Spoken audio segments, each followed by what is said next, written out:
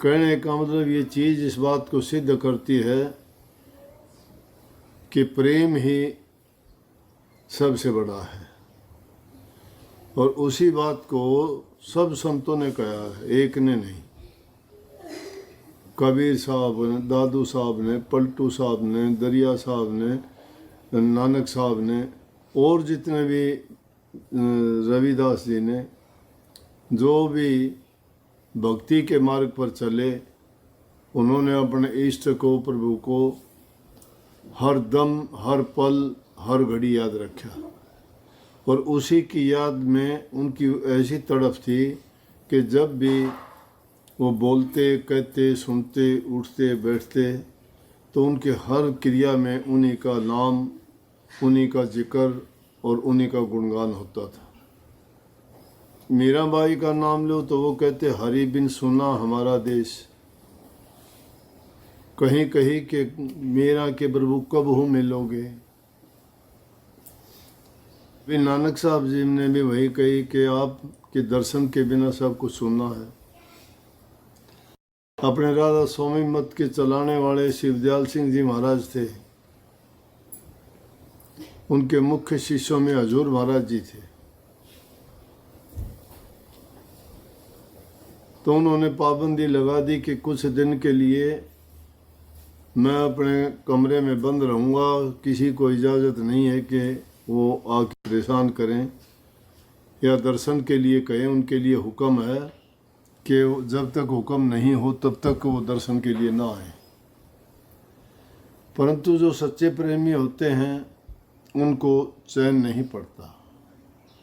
दर्शन और संतों के इससे बढ़ के कोई बात होती नहीं, क्योंकि संतों में यही गुण होता है कि उनमें प्रेम, शांति। जब उनके दर्शन करते हैं तो ये चीज़ें हमें बड़े अपनी ओर आकर्षित कर लेती हैं। एक ऐसा खिंचाव होता है जिसको बुलाया नहीं जा सकता और मन वहीं जाके ठहर जाता है। मतलब कहने का है, सच्ची प्रीति है वो, सच्चा प्रेम ऐसा हो जाता है कि उसको भुला नहीं पाते, उनसे जुदा नहीं होना चाहते। हजूर महाराज जी के लिए जब ये हुक्म हुआ तो उनके लिए बड़ा मुश्किल हो गया।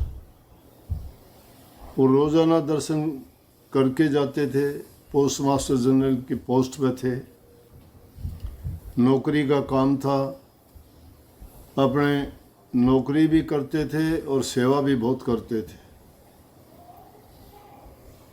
लेकिन नौकरी पर जाने से पहले दर्शन रोज़ाना करते थे।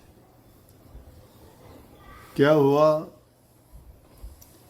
कि एक दिन दर्शन करने के लिए जब नहीं उनको चैन पड़ा, इधर उधर देखा, फिर आहिस्ता से खिड़की खोल ली उन्होंने बाहर से, और खिड़की खोल के जो ही दर्शन किए तो स्वामी जी महाराज ने खड़ाऊँ उठा के मारी, खड़ाऊँ सिर में लगी, पैर पकड़ लिए, करने लगे। बोले कि आपने हुक्म क्यों नहीं माना? बोला जी, एक खड़ाऊँ चाहे रोज़ाना मार लिया करो, लेकिन दर्शन करने से मना ना किया करो। जब सच्चा प्रेमी अपने प्रियतम से नहीं मिल लेता, उसके दर्शन नहीं कर लेता, तो उसको चैन नहीं पड़ता। बुल्ले शाह भी एक बहुत बड़ा फकीर हुआ है मुसलमानों में। उनके लिए भी गुरु की ऐसी घटना हुई। वो तो इतने प्रेमी थे कि हरदम गुरु के पास रहते थे, उन्हीं के गीत गाते थे, उन्हीं की विरह में रात दिन तड़पते रहते थे।